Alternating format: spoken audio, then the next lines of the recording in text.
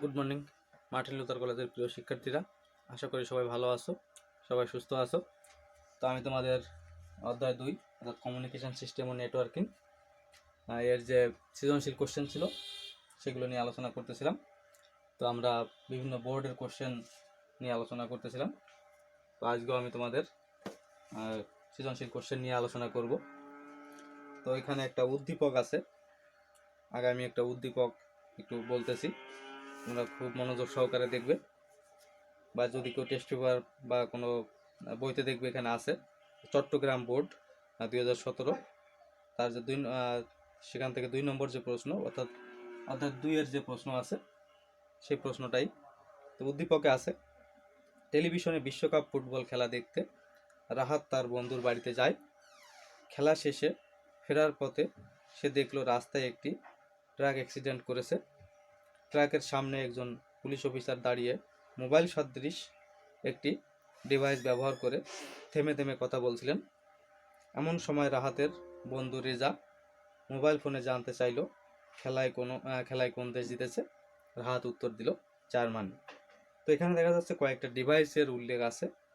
প্রথমত যে টেলিভিশনটা আছে, কিন্তু এখানে টেলিভিশনের মাধ্যমে কিন্তু খেলা দেখা হচ্ছে। আবার যে পুলিশ অফিসার দাঁড়িয়ে আছে তার হাতেও কিন্তু একটা ডিভাইস আছে। তো আমরা জানি পুলিশ অফিসাররা যে ডিভাইসগুলো ব্যবহার করে, যে ওয়্যারলেস ডিভাইস, সেটা কিন্তু একটা নাম আছে, আমি তোমাদের আগেও বলেছিলাম। সেই ডিভাইসটার নাম কিন্তু আছে ওয়াকি টকি। এরপর রাহাতের বন্ধু রেজা কিন্তু একটা মোবাইল ফোন ব্যবহার করেছে, অর্থাৎ এখানে কিন্তু 3টা ডিভাইস আছে।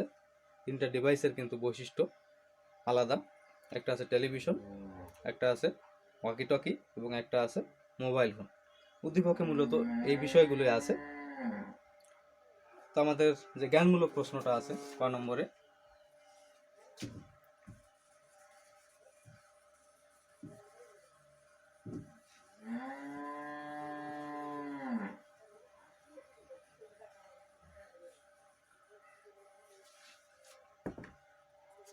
যে কম্পিউটার নেটওয়ার্ক কি, জ্ঞানমূলক প্রশ্ন ক নম্বরে আছে কম্পিউটার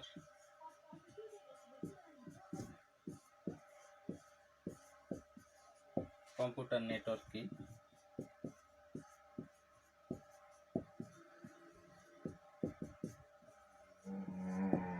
কম্পিউটার নেটওয়ার্ক কি বা কম্পিউটার নেটওয়ার্ক কাকে বলে?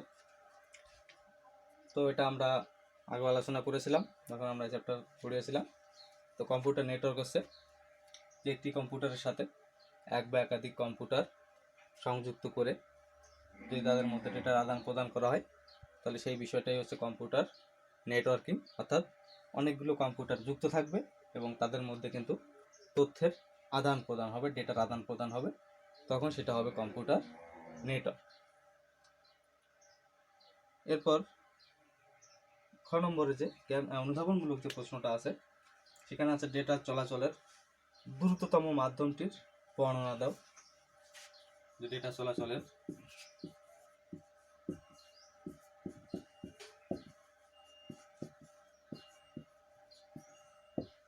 দ্রুততম মাধ্যম কোনটি সেটা সম্পর্কে আলোচনা করো বা ব্যাখ্যা করো। তো ডেটা চলাচলের সব থেকে দ্রুততম মাধ্যম কোনটা আমরা কিন্তু জানি যে ডেটা চলাচলের জন্য কিন্তু কয়েকটা মাধ্যমই ব্যবহার করা হয়। যে সেখানে আছে বিভিন্ন কেবল আছে, কিন্তু কোয়াক্সিয়াল কেবল আছে, টুইস্টেড পেয়ার কেবল আছে এবং অপটিক্যাল ফাইবার কেবল আছে। তো আমরা জানি সব থেকে দ্রুততম ডেটার আদান প্রদানের মাধ্যম হচ্ছে অপটিক্যাল ফাইবার কেবল।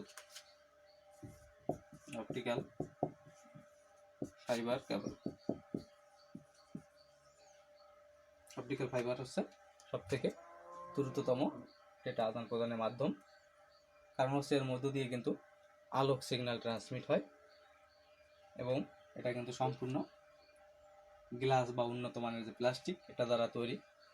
এবং এই অপটিক্যাল ফাইবারের জানি আমরা যে 3টা অংশ আছে। যে অপটিক্যাল ফাইবার দেখতে কীরকম, যে ঠিক এরকম,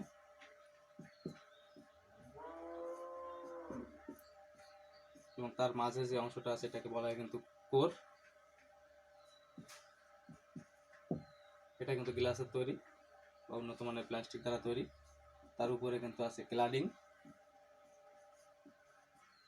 ক্লাডিংটাও কিন্তু উন্নত মানের গ্লাস বা প্লাস্টিক দ্বারা তৈরি। আর একদম উপরে আছে, এটাকে বলে জ্যাকেট। এটা কিন্তু একটা প্লাস্টিক কাভার এবং এটার নামকরণ করা হয়েছে জ্যাকেট। এই তিনটা অংশ নিয়ে কিন্তু অপটিক্যাল ফাইবার গঠিত, যেহেতু 2 মার্কস, খুব বেশি বর্ণনা করার প্রয়োজন নেই।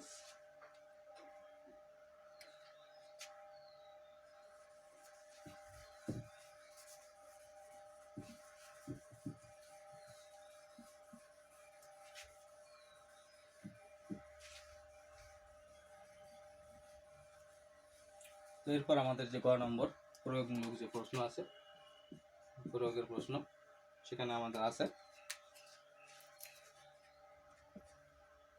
উদ্দীপকের পুলিশ অফিসারের ডিভাইসটিতে ডেটা আদান প্রদানের জন্য কোন পদ্ধতিটি ব্যবহার করা হয়েছিল সেটা বিশ্লেষণ করো। অর্থাৎ পুলিশ অফিসার তার হাতে যে ডিভাইসটি ছিল তার মাধ্যমে তিনি যে তথ্য আদান প্রদান করে, আমরা দেখতে পাই সচরাচর যে পুলিশ অফিসারের কাছে কিন্তু একটা ডিভাইস থাকে। তো সেখানে আসলে সেই যে ডিভাইসটা এবং সেই ডিভাইসটা আসলে কোন মোডে ডেটার আদান প্রদান করে থাকে সেটাই মূলত আমাদের দেখতে হবে। তো সেখানে হচ্ছে আমাদের যে ট্রান্সমিশন মোড আছে, ডেটা ট্রান্সমিশন মোড, তার একটা মাধ্যম আছে এবং সেখান থেকে তার যে যেহেতু ব্যবহার করতেছে সে ওয়াকি টকি ডিভাইস, সেই ডিভাইসটার নাম হচ্ছে কি ওয়াকি টকি।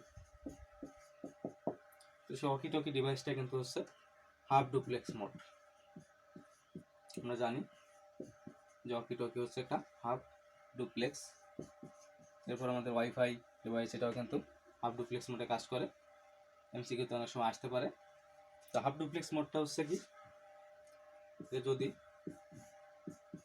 এ একটা ডিভাইস হয় এবং বি একটা ডিভাইস হয়, তো প্রথম অবস্থায় তাদের কাছে শুধুমাত্র ডেটা যেতে পারবে, কিন্তু সেখান থেকে কিন্তু একই সময় কিন্তু ডেটা ফেরত আসবে না। অর্থাৎ এটা যাবে, তার যাওয়া শেষ হবে, তারপর আবার কিন্তু বি ডিভাইস এই ডিভাইসকে ডেটা প্রেরণ করতে পারবে। এটা কিন্তু হাফ ডুপ্লেক্সের বৈশিষ্ট্য, যে তার যাওয়া শেষ হবে, তারপর কিন্তু বি ডিভাইস ডেটা প্রদান করতে পারবে, আবার এই ডিভাইসের যে ডেটা প্রদান আছে সেটা কিন্তু বন্ধ হয়ে যাবে। অর্থাৎ ডেটা উভয় দিকেই যেতে পারবে, কিন্তু একই সময়ে একই সাথে কিন্তু যেতে পারবে না, তথ্যের আদান প্রদান ঘটবে না।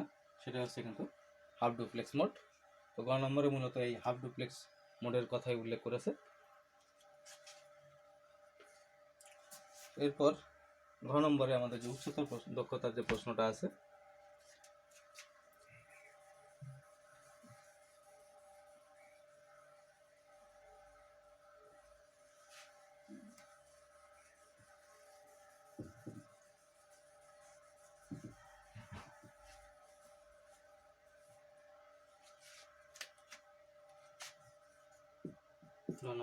উচ্চতর দক্ষতার প্রশ্ন। তো সেখানে বলেছে যে রাহাতের টেলিভিশনে খেলা দেখা এবং খেলার ফলাফল বন্ধুকে জানিয়ে দেওয়ার ক্ষেত্রে ডিভাইস দুটিতে ডেটা ট্রান্সমিশন পদ্ধতির কি কোনো বৈসাদৃশ্য আছে, উদ্দীপকের আলোকে ব্যাখ্যা করো। অর্থাৎ একটা ছিল ডিভাইস ছিল টেলিভিশন, আর একটা ডিভাইস আছে হচ্ছে মোবাইল ফোন। তো এই দুটো ডিভাইসের যে ডেটা আদান প্রদান যে ট্রান্সমিশন মোড, সেগুলোর আসলে কোনো বৈসাদৃশ্য আছে কিনা। তো আমরা প্রথমে আসি যে টেলিভিশন যে মাধ্যমটা ছিল, টেলিভিশন মাধ্যমে আসলে কোন মোডে ডেটার আদান প্রদান হয়েছিল। টেলিভিশন আমরা জানি সেখানে শুধুমাত্র একজন প্রেরক সে করতে পারে, ডেটা প্রেরণ করতে পারে, এবং বাকি সবাই কিন্তু সেটা গ্রহণ করতে পারে, এবং সেখান থেকে কিন্তু ফেরত আসার কোনো সম্ভাবনা নেই, ফেরত কিন্তু আসতে পারবে না। অর্থাৎ যে পদ্ধতিতে ডেটা শুধুমাত্র একদিকে যেতে পারবে, সেখান থেকে আর ফেরত আসতে পারবে না, সেটা হচ্ছে কিন্তু মূলত সিমপ্লেক্স মোড। তো টেলিভিশনটা হচ্ছে কিন্তু যে টেলিভিশনটা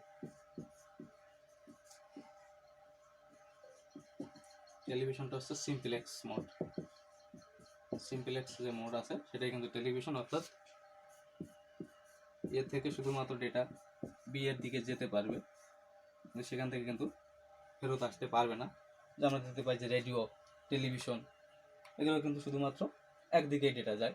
যে আমাদের জানি যে তার যে সেন্টার আছে, কেন্দ্র আছে, সেখান থেকে তারা কী করে তথ্য সম্প্রচার করে থাকে। আমরা টেলিভিশনে দেখতে পাই বা শুনতে পাই, আবার রেডিওর মাধ্যমে আমরা শুনতে পাই, কিন্তু আমরা যদি কোনো কিছু বলি সেন্টারে কিন্তু সেই তথ্য পৌঁছাবে না। তো এটাই হচ্ছে কিন্তু মূলত এই সিমপ্লেক্স মোডের কাজ। যে ডেটা শুধুমাত্র একদিকে যেতে পারবে। এরপর তার বন্ধুর যে মাধ্যমটি ব্যবহার করেছিল মোবাইল ফোন, এরপরের মাধ্যমটি ছিল মোবাইল। 2 নম্বর যে মাধ্যম এটা মোবাইল ফোন। আমরা জানি মোবাইল ফোন কিন্তু একটা full duplex mode, full duplex, অর্থাৎ সেখানে কিন্তু ডেটা উভয় দিকেই যেতে পারবে। শুধু উভয় দিকে যেতে পারবে তা না, একই সময় এবং একই সাথে উভয় দিকেই কিন্তু ডেটার আদান প্রদান ঘটবে। সেটাই কিন্তু হচ্ছে ফুল ডুপ্লেক্স মোড। যে যদি একটা মাধ্যম হয়, বি যদি একটা পায় ডিভাইস, তাহলে ডেটা যেতে পারবে, আবার একই সময় ডেটা আসতেও পারবে। এটাই হচ্ছে ফুল ডুপ্লেক্স মোডের কাজ। তো আমরা দেখতে পাচ্ছি যে সিমপ্লেক্স এবং ফুল ডুপ্লেক্স দুটাই কিন্তু বৈসাদৃশ্য রয়েছে, অর্থাৎ দুটা কিন্তু একই বিষয় না, এক একটার কাজ কিন্তু এক রকমের। সিমপ্লেক্সে কিন্তু শুধুমাত্র ডেটা যেতে পারবে, আসতে পারবে না। তো ফুল ডুপ্লেক্স মোডে দেখা যাচ্ছে যে ডেটা যেতে পারবে, আসতে পারবে এবং একই সময় একই সাথে কিন্তু ডেটা উভয় দিকে যাতায়াত করতে পারবে।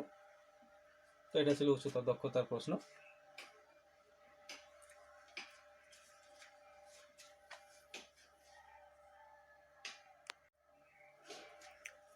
তো আমরা আরো একটি সৃজনশীল প্রশ্ন দেখব।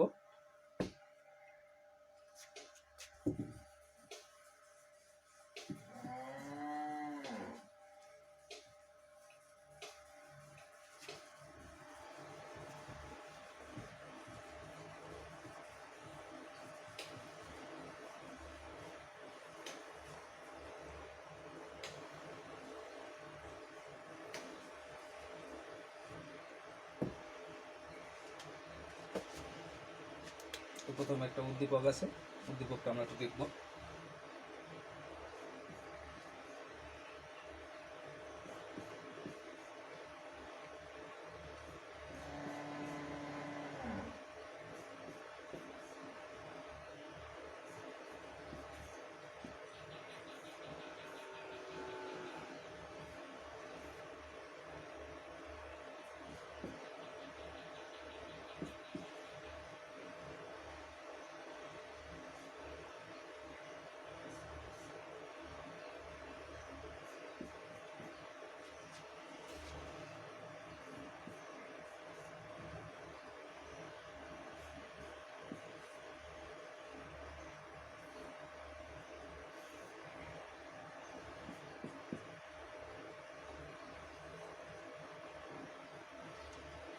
তো উদ্দীপকে এই চিত্রটা দেওয়া আছে, এই চিত্রটা দেখে আমরা নিশ্চয়ই কোনো টপোলজির কথাই বুঝতে পারছি।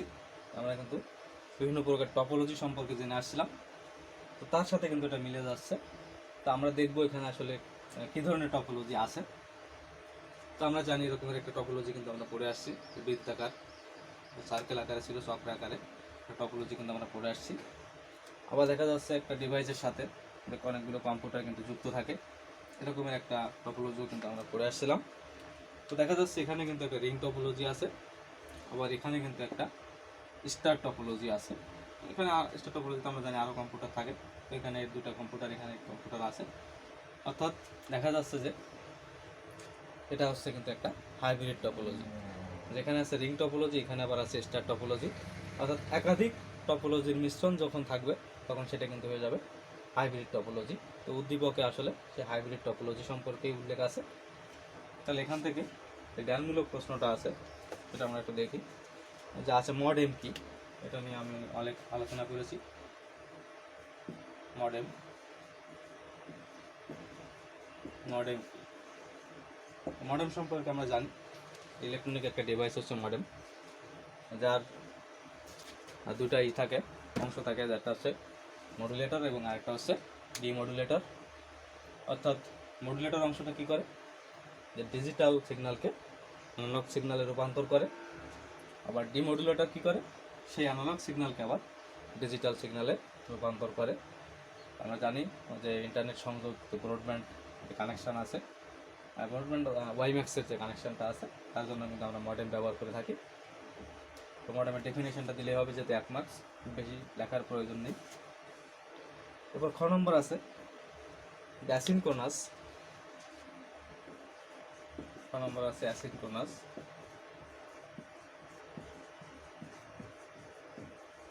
অ্যাসিনক্রোনাসটা ডেটা ট্রান্সমিশনের সময় বেশি লাগে কেন, অর্থাৎ এটা সময় যে ডেটা ট্রান্সমিশনের সময়টা বেশি কেন লাগে সেটা বলছে, সেই সম্পর্কে যুক্তি দিতে বলছে যে আসলে কেন অ্যাসিনক্রোনাসের সময় বেশি লাগে, আবার অন্যান্য যেগুলো আছে সিনক্রোনাস আইসোক্রোনাস সেখানে কিন্তু সময় কম লাগে। তাহলে অ্যাসিনক্রোনাসে সময়টা কেন বেশি লাগে? তো আমরা জানি অ্যাসিনক্রোনাসে কিন্তু data character by character transmit হয়, যে একটা ক্যারেক্টার প্রেস করবে, তারপর তুমি আর একটা ক্যারেক্টার প্রেস করবে, এবং তাদের মাঝের যে বিরতি এটা কিন্তু সমান হবে না, বিভিন্ন সময় কিন্তু বিভিন্ন টাইপ লাগবে, সময় লাগবে, অর্থাৎ সময়টার কিন্তু একই রকম না। আইসোক্রোনাস বা সিনক্রোনাসে কিন্তু সময়টা আমরা জানি ফিক্সড থাকে, আর এখানে কিন্তু কোনো ফিক্সড থাকবে না, সময়ের কিন্তু ভেরিয়েশন আছে। এরপর আমরা যখন অ্যাসিনক্রোনাসের মাধ্যমে ডেটার আদান প্রদান করতে চাই তখন কিন্তু আমাদের এক্সট্রা বিট যোগ করতে হয়, যে প্রথমে একটা স্টার্ট বিট এবং শেষে একটা বা দুইটা স্টপ বিট আমাদের কিন্তু যুক্ত করতে হয়, অর্থাৎ এমনি যে বিট আছে তার সাথেও কিন্তু এক্সট্রা বিট আমাদের যোগ করতে হচ্ছে। এই কারণে কিন্তু ডাটার যে সাইজটা আছে সেটা কিন্তু বৃদ্ধি পেয়ে যাচ্ছে। তো এইসব কারণে কিন্তু অ্যাসিনক্রোনাসে ডেটা আদান প্রদানের সময়টা বেশি লাগে। এরপর যে প্রয়োগের প্রশ্নটা আছে, 12 নম্বর প্রশ্ন,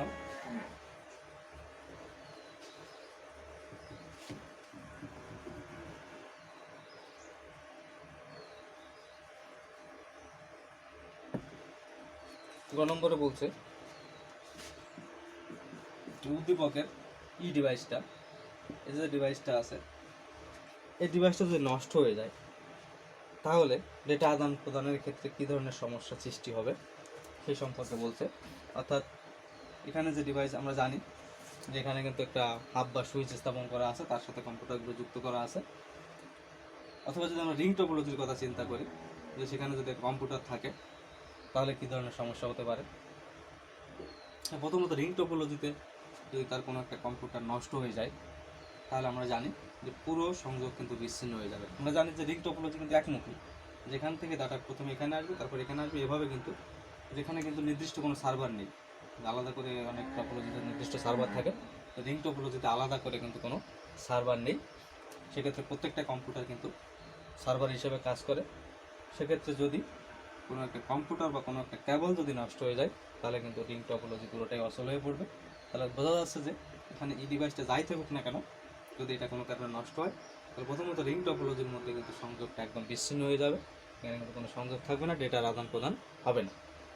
আবার যদি স্টার টপোলজি, এখানে যে হাব বা সুইচের কথা চিন্তা করি, তাহলে কী হবে, যেটা যদি নষ্ট হয়ে যায় তাহলে কিন্তু এই কম্পিউটারগুলোতেও কিন্তু কোনো ডেটার আদান প্রদান হবে না। আমরা জানি যে স্টার টপোলজির কেন্দ্র কিন্তু হচ্ছে তার হাব বা সুইচ ডিভাইস, এটা যদি কোনো কারণে নষ্ট হয়ে যায় তাহলে কিন্তু কোনোভাবেই এই টপোলজিতে ডেটার আদান প্রদান হবে না।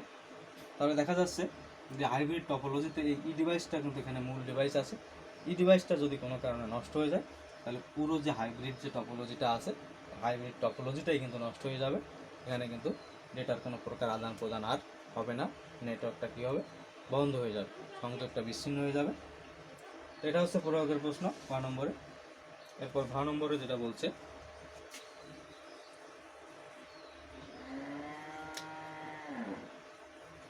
ঘ নম্বরে যে উচ্চতর দক্ষতামূলক, সেখানে কি বলছে, সেখানে বলছে উদ্দীপকের শুধুমাত্র A B C D, A B C এবং ডি এই 4টি কম্পিউটারের কথা বলছে।